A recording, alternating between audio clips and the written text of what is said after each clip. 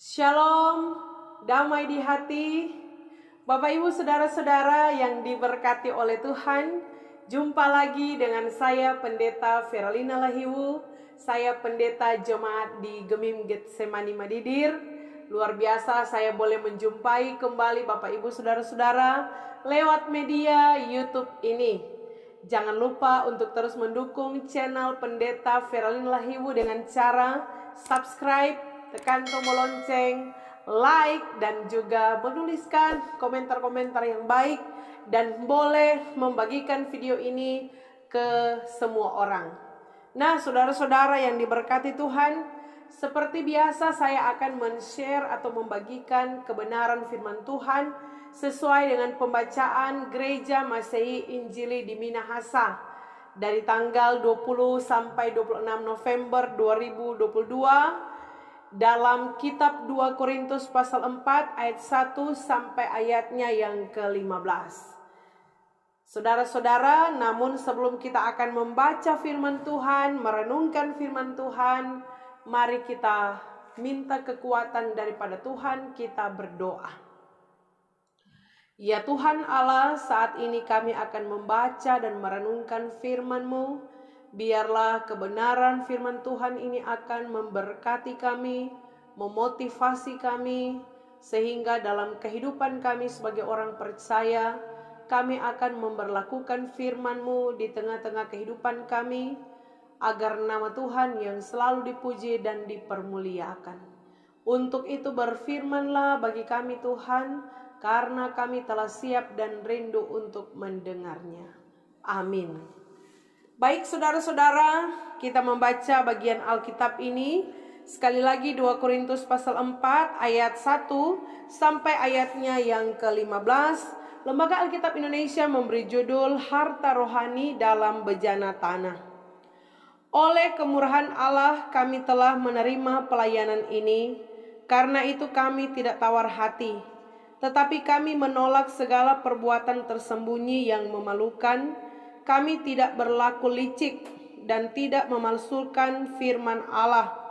Sebaliknya kami menyatakan kebenaran, dan dengan demikian kami menyerahkan diri kami untuk dipertimbangkan oleh semua orang di hadapan Allah.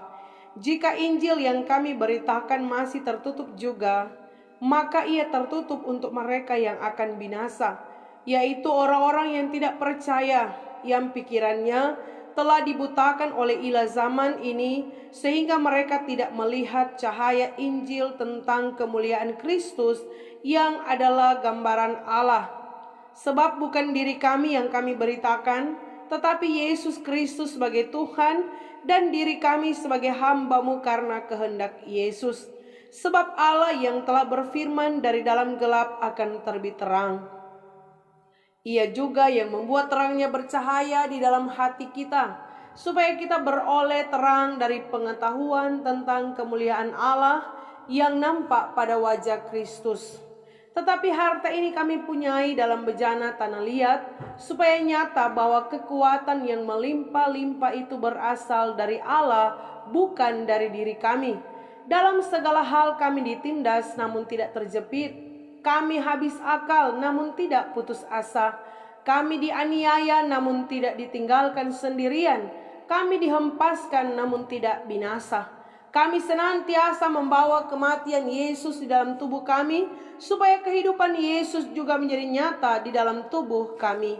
Sebab kami yang masih hidup ini terus-menerus diserahkan kepada maut karena Yesus, supaya juga hidup Yesus menjadi nyata di dalam tubuh kami yang fana ini. Maka demikianlah maut giat di dalam diri kami dan hidup giat di dalam kamu. Namun karena kami memiliki roh iman yang sama, seperti ada tertulis, aku percaya, sebab itu aku berkata-kata. Maka kami juga percaya, dan sebab itu kami juga berkata-kata.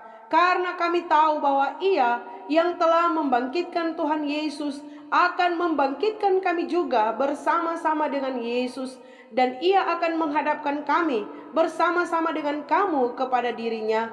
Sebab semuanya itu terjadi oleh karena kamu, supaya kasih karunia yang semakin besar berhubung dengan semakin banyaknya orang yang menjadi percaya. menyebabkan semakin melimpahnya ucapan syukur bagi kemuliaan Allah. Demikianlah firman Tuhan. Berbahagia kita yang membaca, mendengar, serta yang memelihara dalam kehidupan kita setiap hari. Bapak, Ibu, saudara-saudara yang diberkati Tuhan, sungguh luar biasa kita boleh ada di minggu ketiga di bulan November 2022. Dan minggu depan kita sudah akan masuk di minggu pertama Advent, di minggu terakhir bulan November. Luar biasa saudara-saudara, sungguh bersuka cita ya, kita kembali akan menyambut Natal ya di tahun 2022 ini. Namun saudara-saudara yang diberkati oleh Tuhan kita Yesus Kristus, biarlah kita semua diberkati oleh Tuhan, kita semua dalam keadaan yang tetap ada dalam lindungan, cinta, dan penyertaan Tuhan. Nah, Bapak Ibu Saudara, hari ini tema yang diangkat oleh gereja kita adalah harta rohani. Saudara, berbicara tentang harta, ini adalah suatu hal yang menarik ya. Siapapun kita pasti rindu untuk memiliki harta. Dan hari ini kita bicara tentang harta rohani. Namun saudara-saudara yang diberkati oleh Tuhan kita Yesus Kristus, harta ini adalah barang atau uang atau sesuatu yang menjadi kekayaan. Nah, ketika kita memiliki kekayaan, berarti itu adalah harta yang kita miliki. Misalkan ada orang yang memiliki pohon kelapa ya 100 pohon. Nah, itu harta saudara. Juga ada yang memiliki hewan seperti sapi, misalnya ada 20 ekor sapi. Wow, luar biasa ya saudara, itu harta. Dan juga misalkan ada uang di bank ratusan juta, itu juga bicara harta. Misalkan juga ada aset tanah, ada aset rumah, ya itu juga bicara harta ya saudara, dan lain sebagainya. Nah, itu yang saya katakan semua ini adalah harta. Sehingga saya berpikir bahwa tidak salah jika seseorang memiliki harta kekayaan. Apalagi misalkan dia dilahirkan di tengah-tengah kehidupan keluarga orang tua yang kaya raya, ya, yang memiliki segalanya. Sehingga tidak salah jika seseorang memiliki harta kekayaan di tengah-tengah kehidupan yang Tuhan anugerahkan.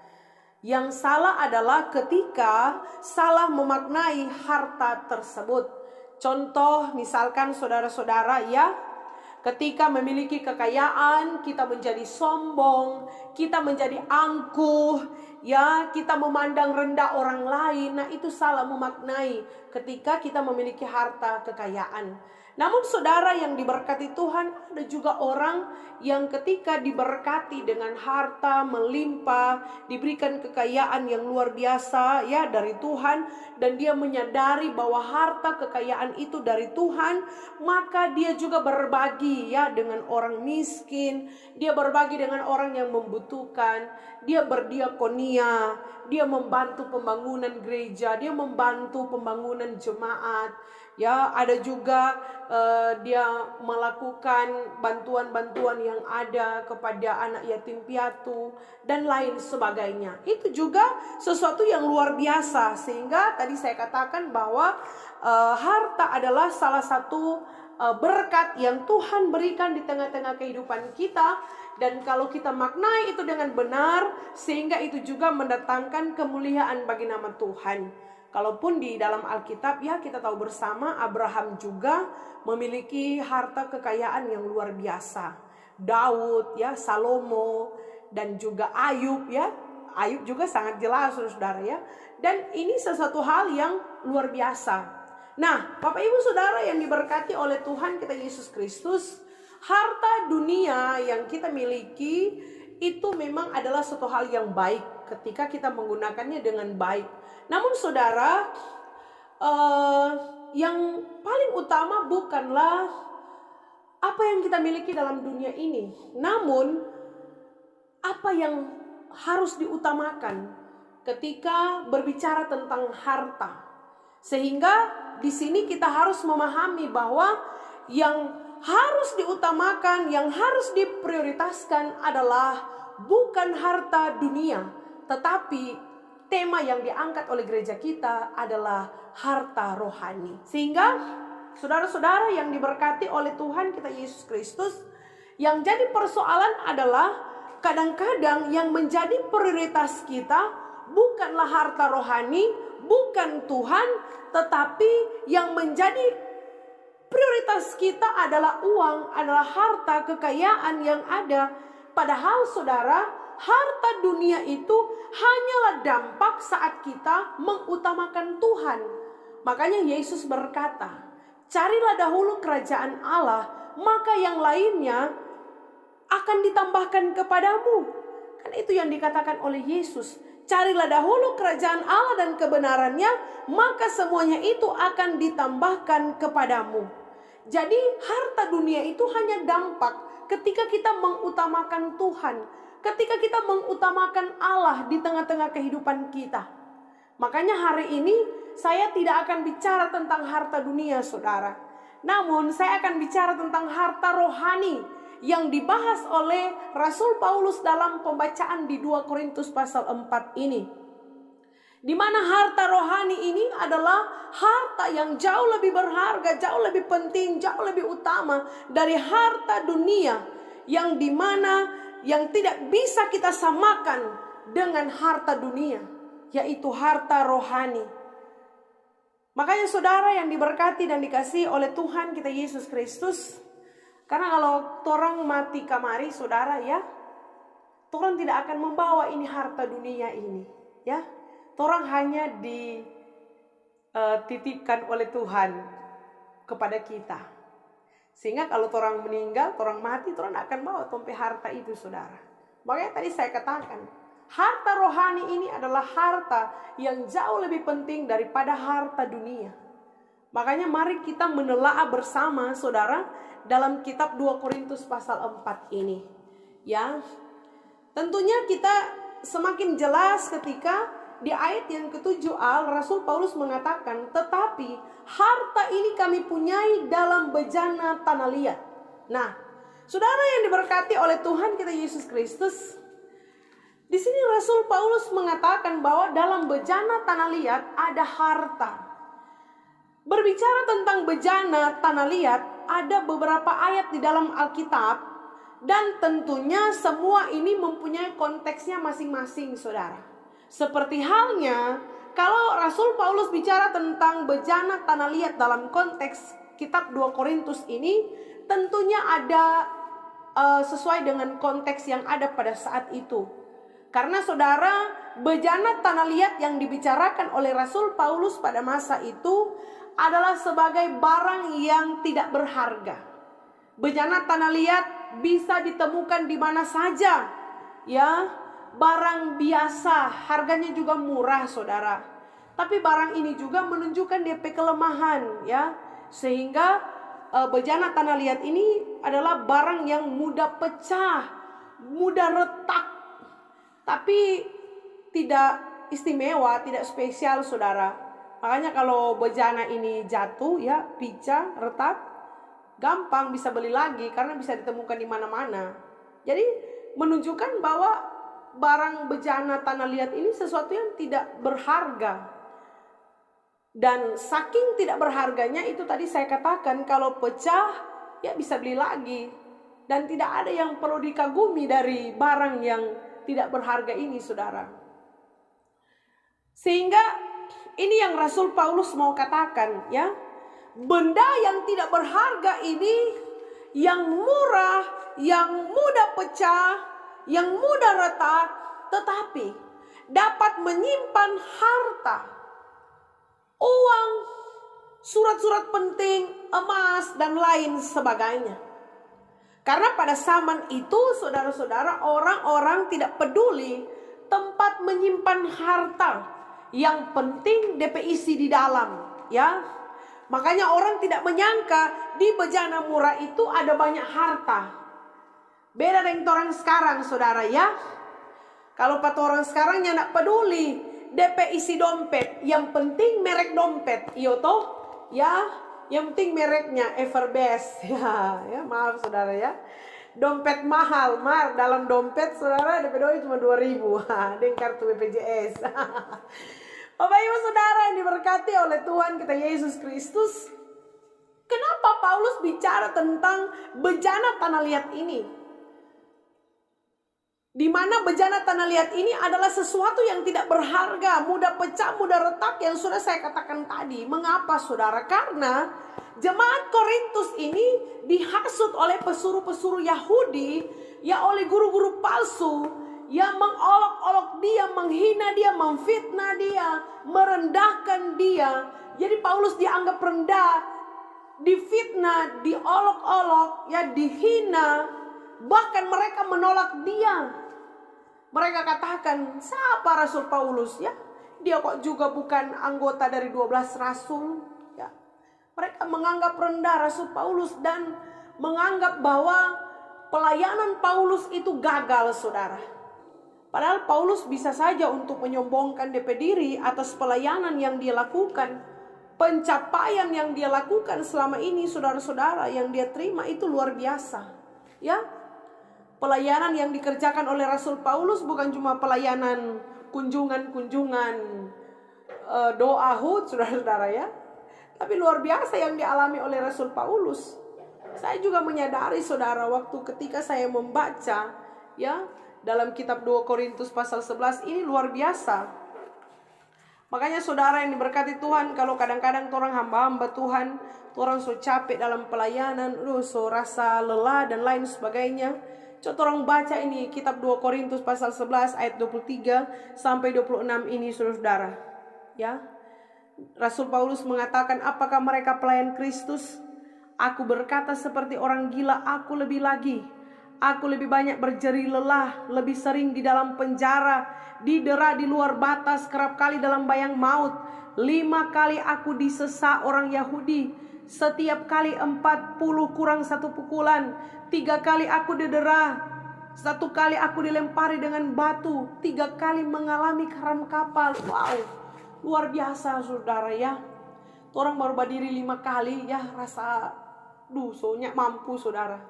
Kadang-kadang saya pribadi juga malu ya waktu ketika baca ini. Wah, saya menyadari betapa luar biasanya Rasul Paulus, sehingga itu juga mendorong supaya sebagai hamba Tuhan tetap semangat saudara.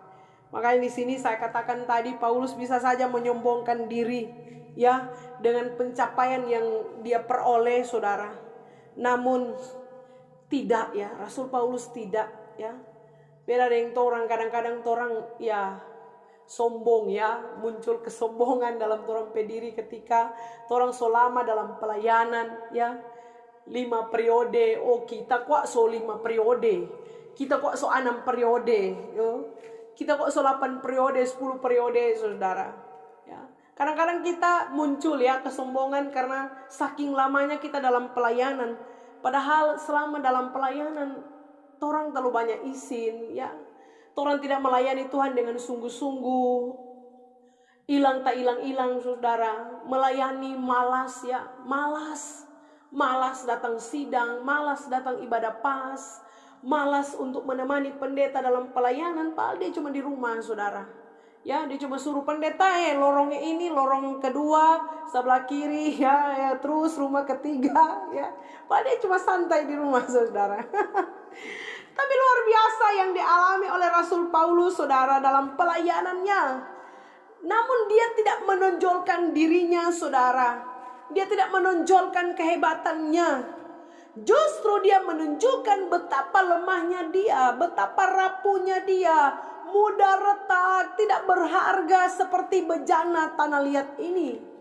Namun di dalamnya saudara ada harta yang tersimpan yang luar biasa, yaitu yang kita bicarakan ini adalah harta rohani. Pertama saudara ya, firman Tuhan mengatakan, kalau kita lihat bersama kembali di pasal 4, oleh kemurahan Allah kami telah menerima pelayanan ini, karena itu kami tidak tawar hati.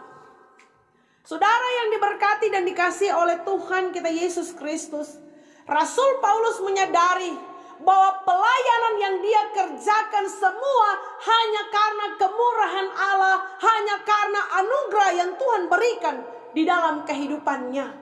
Sehingga dia menerima pelayanan itu bukan karena dia layak, tapi karena kemurahan Tuhan yang melayakkan dia untuk melayani Tuhan. Saudara yang diberkati oleh Tuhan kita Yesus Kristus, sehingga saat ini saya mau katakan bahwa saat kita melayani, saat kita menerima pelayanan, semua itu hanya karena kemurahan Tuhan. Bukan karena torang jago, torang layak, torang hebat. Bukan karena torang ada jabatan atau banyak doi, saudara. Bukan karena torang fasilida dan kita melayani Tuhan. Tapi jelas Rasul Paulus katakan semua hanya karena kemurahan Allah. Sehingga kalau kita menyadari pelayanan hanya karena kemurahan Allah, maka kita harus melayani Tuhan dengan penuh kesungguhan hati. Ya, karena saudara, Tuhan bisa memakai apa saja untuk melayani dia. Saya percaya Tuhan yang nak butuh-butuh amat betul orang saudara. Ya, untuk melayani dia, dia bisa pakai apa saja. Namun saudara yang diberkati oleh Tuhan kita Yesus Kristus, tapi kalau Tuhan memakai kita itu karena kemurahan Allah. Sehingga kalau Tuhan memakai kita dan kita sudah menerima pelayanan yang Tuhan percayakan, maka jangan mengecewakan Tuhan. Karena pelayanan yang kita terima itu hanya kemurahan Allah. Itulah harta rohani yang tersimpan di dalam bejana tanah liat kita ini, saudara-saudara. Ya, kerjakan pelayanan itu dengan sungguh-sungguh. Kerjakan pelayanan itu dengan baik. Namun bukan berarti dalam pelayanan tidak ada masalah, saudara. Pasti di sana akan ditemukan masalah, ada tantangan, seperti juga yang dialami oleh Rasul Paulus. Ya, sehingga ketika ada tantangan, ada masalah dalam pelayanan, jangan mundur, saudara. Ya, ada orang kalau ada masalah, ada tantangan di dalam pelayanan, bukan menyelesaikan masalah, malah mundur. Ini yang Rasul Paulus bilang, karena itu hanya karena kemurahan Allah, karena itu kami tidak tawar hati. Makanya saudara diberkati Tuhan. Ketika Tuhan memilih kita untuk melayani Dia, itu cuma karena kemurahan Allah. Makanya kalau ada masalah, ada tantangan dalam pelayanan, jangan orang tawar hati, saudara. Ya, orang harus mampu menghadapi setiap tantangan yang ada. Bagaimana juga kalau sama dengan Paulus, saudara, ya, melayani kadang nyak makan, saudara, kadang dipukul, kadang dipenjara. Luar biasa, saudara. Namun Paulus tidak mundur dalam pelayanan, dia tetap maju karena dia tahu kesempatan melayani Tuhan cuma karena kemurahan Allah. Sehingga kalau kita diberikan kepercayaan itu, mari kita jadi orang yang setia. Ya, jangan baru 1 tahun selempar handuk, baru menjalani pelayanan setahun lebih, so malas. Menjalani pelayanan baru mau memasuki tahun kedua, so ni mau melayani. Ya, karena ada problem, ada masalah, akhirnya kasih masuk surat pengunduran diri. Apa ini model pelayan seperti itu, saudara? Ya, kita harus menyadari bahwa kesempatan melayani yang Tuhan percayakan ini hanya karena anugerah. Sehingga dalam pelayanan jangan kok pakai itu tawar hati, saudara. Ya, Paulus bilang karena itu kami tidak tawar hati. Kalau dalam keadaan yang saya bacakan tadi, Paulus tawar hati, so menyerah dia, so mundur dia, saudara, ya. Namun Paulus tidak tawar hati. Makanya orang, ya, susah orang kalau so tawar hati, saudara, ya. Lebih muka sudah pelihara tawar. Siapa suka makan tawar, ya? Ada orang bilang kita kok leher tawar. Bagaimana ya menjelaskan itu, saudara, ya? Kalau saya tidak mau makan makanan tawar, saudara. Saya suka makanannya berasa, ya. Cuma makan ikan garorica kok nyak rasa apa-apa, saudara. Nyak enak, ya. Makanya kondisi hati yang tawar itu tidak baik, saudara. Nah, orang kalau so tawar hati dia semua datang melayani. Pelayan Tuhan kalau setawar hati dia semua datang sidang, ya. Dia berpikir dan DP cara sendiri untuk mundur, saudara ya. Biar Jo, masih banyak kok, ada kok dorang ya. Kadang-kadang begitu, saudara. Padahal dorang ini so terima pelayanan ya di depan saksi jemaat, hamba-hamba Tuhan ya. Di hadapan Tuhan orang angkat tangan ya, saya yakin, mengaku dan lain sebagainya. Kate baru 1 tahun, 2 tahun, saudara, so menyerah ya. Cuma ada bicara sedikit, tersinggung, menangis, dan ya, undur, saudara. Nah, ini yang jadi persoalan. Makanya saudara diberkati Tuhan, ketika kita melayani Tuhan, mesti kuat hati kita. Ya, jangan sampai tompe hati jadi tawar. Karena kalau so tawar, parah, ya, so susah untuk melayani Tuhan. Karena tawar itu rasanya enak tuh, rasanya sedap. Ya, makanya hilangkan itu hati yang tawar, saudara. Mesti banyak tambah garam ya. Amin, saudara. Nah, sehingga saudara yang diberkati oleh Tuhan kita Yesus Kristus, ini yang mau Rasul Paulus sampaikan, bahwa inilah harta rohani yang ada dalam keadaan jemaat yang parah rohaninya. Paulus mau sampaikan bahwa apa yang dia kerjakan, apa yang dia lakukan, itu semua hanya kemurahan Tuhan. Dan pada saat itu jemaat ini mereka menolak Paulus, saudara. Tentunya secara otomatis mereka juga menolak Injil yang disampaikan oleh Rasul Paulus. Sehingga pesan kedua, harta rohani itu bicara tentang Injil. Ya, Injil yang disampaikan oleh Rasul Paulus. Maka di sini dikatakan, jika Injil yang kami beritakan masih tertutup juga, maka ia tertutup untuk mereka yang akan binasa. Ayat 5, sebab bukan diri kami yang kami beritakan, tetapi Yesus Kristus sebagai Tuhan yang diberitakan oleh Rasul Paulus yang ada, saudara. Sehingga harta yang kedua adalah Injil. Saudara yang diberkati oleh Tuhan, Paulus katakan, bukan diri kami yang kami beritakan, tapi tentang Tuhan, tentang Yesus sebagai Tuhan. Karena tadi saya katakan, jemaat Korintus ini meragukan Injil yang disampaikan oleh Rasul Paulus. Dengan demikian, mereka menolak kasih karunia kemurahan Allah, keselamatan yang diberikan oleh Tuhan secara cuma-cuma. Ya, dikatakan mereka menolak Injil. Makanya orang kalau keadaan rohaninya parah, spiritualnya tidak baik, dia tidak akan mau terima Injil, saudara. Dia tidak akan mau terima firman, dia tidak akan mau terima kebenaran. Sama ada orang Korintus ini, saudara ya. Mereka tertutup terhadap Injil. Mereka tidak mau membuka hati untuk menerima Injil, saudara. Ini yang disampaikan oleh firman Tuhan. Makanya keadaan rohani mereka parah. Cek spiritual kita, saudara. Apakah kehidupan rohani kita, kehidupan spiritual kita sementara baik atau bagaimana? Makanya orang kalau sudah malas datang persekutuan, malas dengar firman, kehidupan rohaninya, kehidupan spiritualnya, maaf ya saudara, dia dalam keadaan yang parah. Ya, sehingga hari ini firman Tuhan mengingatkan kepada kita bahwa Injil yang memberitakan tentang Yesus Kristus itu adalah harta rohani yang luar biasa yang kita miliki di tengah-tengah kehidupan kita. Makanya ada statement yang mengatakan, memiliki Yesus berarti memiliki segala-galanya. Tapi ketika tidak memiliki Tuhan, itu sama dengan orang yang tidak memiliki apa-apa. Betapa penting Yesus Kristus di tengah-tengah kehidupan kita. Betapa penting Tuhan Yesus dalam hidup yang kita jalani, saudara. Ya, ini yang Paulus mau sampaikan kepada jemaat di Korintus. Mengapa kalian menolak Injil, menolak keselamatan yang adalah kasih karunia yang Tuhan berikan? Mereka tidak percaya kepada Injil, padahal itu harta rohani yang luar biasa yang diberikan Tuhan di tengah-tengah kehidupan kita. Namun jemaat Korintus ini menolak. Mereka tidak menerima, saudara. Mengapa?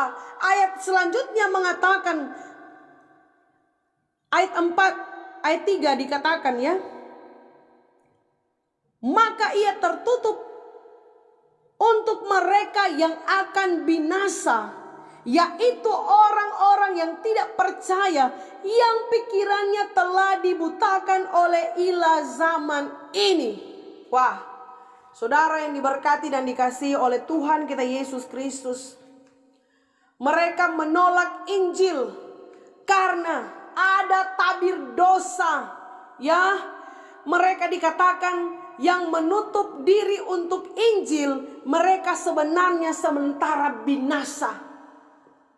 Bayangkan saudara, ini tidak disadari oleh orang-orang Korintus. Mereka sedang ada dalam keadaan yang sementara binasa, karena mereka telah dibutakan. Ya, ilah zaman ini membutakan pikiran mereka terhadap Injil, karena mereka dihasut. Ya, mereka dihasut oleh pesuruh-pesuruh Yahudi, oleh guru-guru palsu. Ya, mereka, ilah zaman telah membutakan pikiran mereka. Itu iblis, saudara, ya. Jadi orang pikiran gelap. Mereka tidak melihat terang Injil itu. Sehingga ini yang dikatakan oleh Rasul Paulus, saudara, bahwa mereka ini sedang binasa karena kekerasan hati mereka yang tidak mau menerima Injil.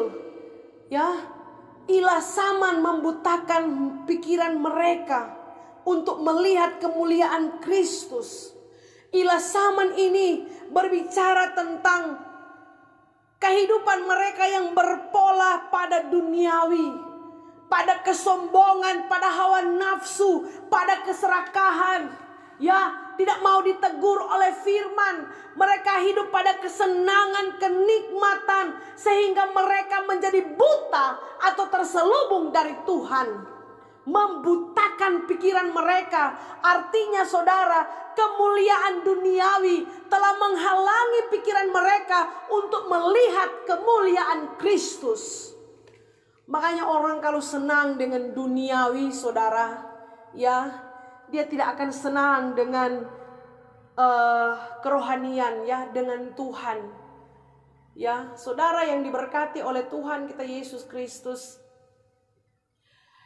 kita tidak akan mungkin menyenangkan semua orang dan mengorbankan kesenangan Allah.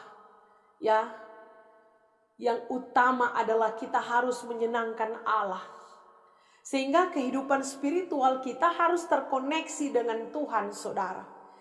Jangan kehidupan kita, pikiran kita dibutakan oleh ilah zaman. Kita menikmati kenikmatan duniawi ini, saudara.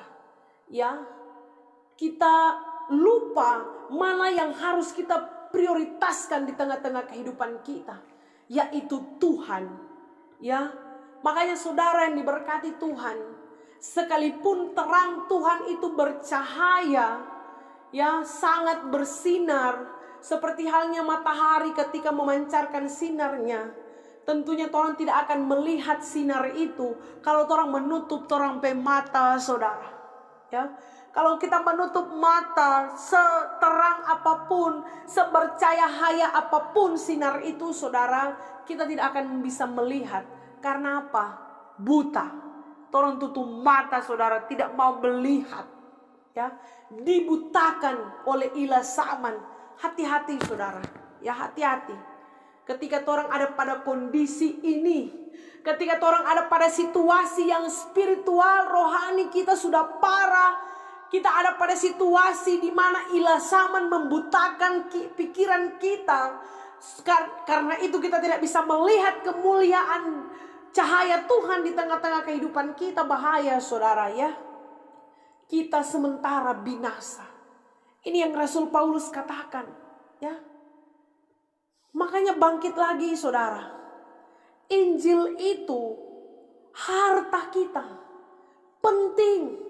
Makanya jaga dengar itu kabar sukacita, kabar gembira. Injil itu sendiri, firman Tuhan itu sendiri, kebenaran itu sendiri adalah harta rohani yang luar biasa yang kita miliki kekal di dalam kehidupan kita, saudara-saudara.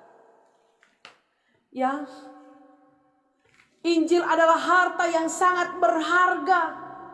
Injil itu bukan bicara tentang kita Ada orang kalau menyampaikan ya khotbah saudara, tuh firman sadiki mar DP kesaksian lebih banyak dari firman saudara. Itu bicara tentang dia bukan firman, ya. Jangan terlalu sombong. Ya kadang-kadang saudara tuh firman cuma kalau udah 100% tuh firman cuma 10%. Mar tentang dia 90% saudara. Ya. Itu bukan bicara tentang Tuhan itu saudara ya. Makanya kan Paulus katakan bukan bicara tentang diri kami. Yang kami beritakan bukan tentang diri kami, tapi tentang Tuhan, tentang Yesus yang adalah Tuhan saudara. Itulah Injil. Sehingga Injil itu bukan bicara tentang kita. Injil itu bukan bicara tentang pengalaman kita, keterampilan kita, pencapaian kita. Tapi Injil itu bicara tentang Yesus yang adalah Tuhan yang telah mati dan bangkit untuk menyelamatkan kita umat manusia. Dan itu adalah kasih karunia, kemurahan Allah yang diberikan kepada kita secara cuma-cuma. Makanya Rasul Paulus katakan, dari dalam gelap akan terbit terang. Terang Tuhan yang telah menerangi hidup kita dari kegelapan dosa. Makanya minta Tuhan cabut itu selaput yang menghalangi kita untuk melihat kemuliaan, cahaya kemuliaan Tuhan saudara. Ya, supaya kita beroleh terang di dalam Tuhan ya. Firman Tuhan bilang yang bercahaya di hati kita, supaya kita beroleh terang dari pengetahuan tentang kemuliaan Allah yang nampak pada wajah Kristus. Ya, bercahaya di hati, jangan di hati gelap. Ya, setengah mati kalau hati gelap saudara. Pikiran gelap, makanya perbuatan juga gelap. Tapi kalau di hati kita ada terang, bercahaya, kita menerima terang, maka segala perbuatan kita adalah perbuatan terang saudara. Luar biasa ya. Ini harta rohani yang kita punyai di tengah-tengah kehidupan kita. Injil Yesus Kristus, keselamatan yang Tuhan berikan, itu harta rohani kita. Amin saudara. Biarlah orang miliki harta dunia ini saudara, tapi kalau orang tidak menerima keselamatan dari Tuhan, apa guna semua itu? Ya tidak ada guna saudara. Sehingga bagaimana kehidupan ini harus kita maknai, semua untuk Tuhan, untuk kemuliaan Tuhan, diutamakan bagi Tuhan. Amin saudara-saudara. Dan selanjutnya saudara, Rasul Paulus katakan di ayat 7 ya, tetapi harta ini kami punyai dalam bejana tanah liat, supaya nyata bahwa kekuatan yang melimpah-limpah itu berasal dari Allah, bukan dari diri kami. Yang ketiga saudara, harta rohani itu adalah kekuatan yang berasal dari Allah. Bapak ibu saudara yang diberkati Tuhan, jangan kita mengandalkan kekuatan kita sendiri, karena orangnya tidak mampu. Paulus mengatakan begini kepada jemaat yang ada di Filipi. Paulus katakan, segala perkara dapat kutanggung di dalam Dia yang memberi kekuatan kepadaku. Wow. Ya, segala perkara, segala masalah, pergumulan, persoalan hidup dapat ditanggung di dalam Dia, karena Dia Allah, Tuhan Yesus yang memberi kekuatan. Makanya kalau Tuhan yang kasih kekuatan, Tuhan tidak akan mampu menjalani saudara. Sehingga kekuatan itu datang dari Tuhan. Ya, minta kekuatan itu dari Tuhan, karena itu asalnya dari sana. Tuhan itu sumber kekuatan. Orang ini lemah, sama dengan Paulus katakan bejana tanah liat. Orang lemah, orang mudah pecah, orang mudah retak saudara. Ya, orang mudah jatuh, orang rapuh. Ya, itu kelemahan kita. Namun saudara, ya, dengan kekuatan yang Tuhan berikan, itu adalah harta rohani yang luar biasa. Sehingga ketika menjalani pelayanan, menjalani kehidupan rumah tangga, keluarga, tanpa kekuatan dari Tuhan, maka semua tidak akan mampu kita jalani. Ada orang menjadikan doi sebagai kekuatan, saudara. Ya, kau nyak doi lome. Namun saudara yang diberkati Tuhan, mintalah kekuatan yang sesungguhnya dari Tuhan. Mengapa? Karena kalau orang kuat menjalani kehidupan ini, maka orang akan keluar sebagai pemenang di dalam Tuhan. Paulus katakan di ayat yang ke-8, ketika dia menerima kekuatan dari Tuhan, dikatakan dalam segala hal kami ditindas namun tidak terjepit. Kami habis akal namun tidak putus asa. Ayat 9, kami dianiaya namun tidak ditinggalkan sendirian. Kami dihempaskan namun tidak binasa. Saudara yang diberkati Tuhan, Paulus katakan ketika kami ditindas kami tidak terjepit. Artinya apa saudara? Paulus mendapat tekanan ya, penindasan bukan hanya dari dalam ya, tapi juga dari luar. Ada masalah dalam pelayanannya, tapi juga ada masalah di luar. Sehingga dalam dan luar menekan dia, menindas dia saudara. Namun Paulus katakan namun tidak terjepit ya. Kan dua luar dan dalam dia di tengah saudara ya, sama yang mau jepit pada dia. Namun Paulus bilang dia tidak terjepit ya. Luar biasa karena apa? Karena kekuatan yang Tuhan berikan. Dan juga kami habis akal tapi kami tidak putus asa. Saudara habis akal. Bagaimana ini mau jelaskan saudara ya, habis akal. Artinya begini ya. Ketika orang punya anak ya dan orang bicara pada dia, orang suruh tegur dia dengan berbagai macam cara, bentuk, metode, teknis yang ada saudara. Namun dia juga tidak ada perubahan ya, dengar-dengar ya. Jadi habis akal, sudah tahu mau dengan cara apa. Ya habis akal ini dalam pengertian kebingungan ya, bingung saudara. Menjelaskan dengan cara bagaimana saudara. Artinya ketika Paulus menghadapi setiap tantangan ya habis akal ini, bingung ini mau bagaimana lagi. Namun Paulus katakan namun kami tidak putus asa. Saudara yang diberkati Tuhan, kadang-kadang orang ya dalam keadaan yang menekan kita ya, dalam keadaan yang orang sudah tidak tahu berbuat apa saudara. Kadang orang jadi putus asa ya, orang jadi lemah. Karena apa? Karena orang tidak minta kekuatan itu dari Tuhan ya. Ini yang dialami oleh Rasul Paulus. Bayangkan kalau tidak ada kekuatan itu, wah Paulus sudah putus asa saudara. Dia sudah mengalami keadaan yang terjepit saudara ya, tidak tahu lagi harus berbuat apa. Namun kekuatan itu membuat Rasul Paulus mampu menghadapi setiap tantangan, persoalan, pergumulan yang ada. Bahkan Paulus katakan kami dianiaya tapi kami tidak ditinggalkan. Wah, luar biasa saudara ya, dianiaya itu dikejar-kejar saudara ya, dianiaya dikejar, bukan cuma ada dusu begitu saudara ya, tapi dikejar mau dibunuh saudara. Wah, namun Paulus katakan namun kami tidak ditinggalkan. Luar biasa, Tuhan tidak pernah meninggalkan. Pernah Paulus katakan ya, rekan-rekan suka saya tinggal pada dia, namun dia tetap maju dalam pelayanan, melayani Tuhan ya. Luar biasa iman, komitmen yang dimiliki oleh Rasul Paulus dalam pelayanan yang ada. Selanjutnya dikatakan kami dihempaskan tapi kami tidak binasa. Wah saudara yang diberkati oleh Tuhan kita Yesus Kristus, dihempaskan. Dihempaskan itu seperti barang ya yang ada di tangan saya itu, saya dihempaskan itu, dilepaskan saudara, dijatuhkan ya, sampai membuat hancur ya, seperti itu dihempaskan saudara. Namun Paulus katakan kami tidak binasa.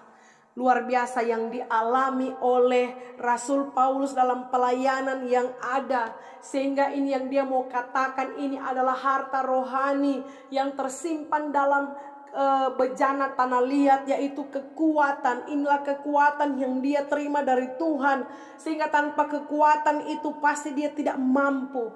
Namun sesungguhnya itulah harta rohani yang dia punyai, sehingga dia mampu menjalani tugas tanggung jawab di dalam pelayanan. Karena itu saudara yang diberkati Tuhan,